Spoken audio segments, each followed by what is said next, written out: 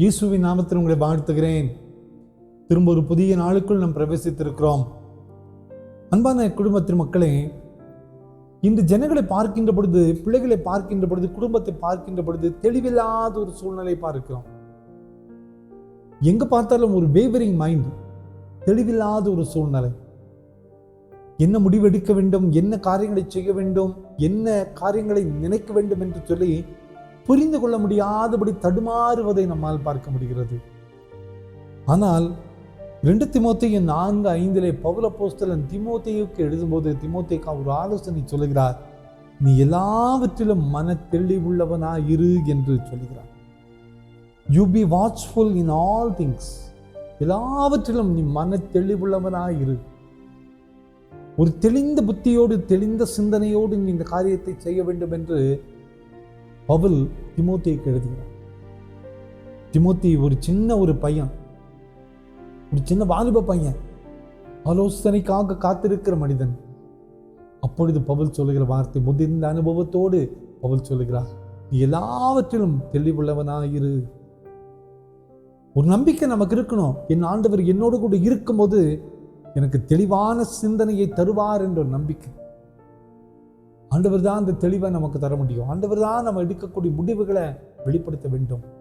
அதே போல தீமோத்தேயு ஆண்டவரோடு கூட ஐக்கியப்பட்டது நிமித்தமாக அவன் எடுத்த ஒவ்வொரு தீர்மானமும் தெளிவுள்ளதாய் காணப்பட்டது. இன்னைக்கு கூட நிறைய பேர் ஒரு சில காரியங்களில் என்ன தீர்மானம் எடுப்பது என்பதை புரிந்து கொள்ள முடியாதபடி தடுமாறி நிற்கிறோம்ல. ஆனால் இந்த காலை நேரத்தில் ஆண்டவர் சொல்கிறார், எல்லாவற்றும் தெளிவுள்ளவனாயிரு, தெளிந்த புத்தியோடு நீ இரு. நிச்சயமா நான் உன்னோடு கூட இருக்கிறேன்.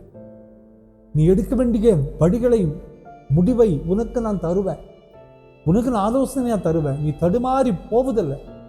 என்னோடு கூட இருந்து நீ எடுக்கிற தீர்மானங்கள், என்னோடு கூட இருந்து நீ எடுக்கிற முடிவுகள், அது நிச்சயமா நீதியுள்ள, ஒரு சமாதானம் உள்ள, ஒரு மகிமையுள்ள முடிவாக இருக்கும் என்று ஆண்டவர் சொல்கிறார். நிறைய பேர் குழம்பி நிற்கிறோம்ல, என்ன செய்வோம் என்று புரிந்து கொள்ள முடியாமல் இருக்கிறல. முழங்கால் படிக்கிட்டு ஆண்டவருடைய சமூகத்தில் காத்திருங்க.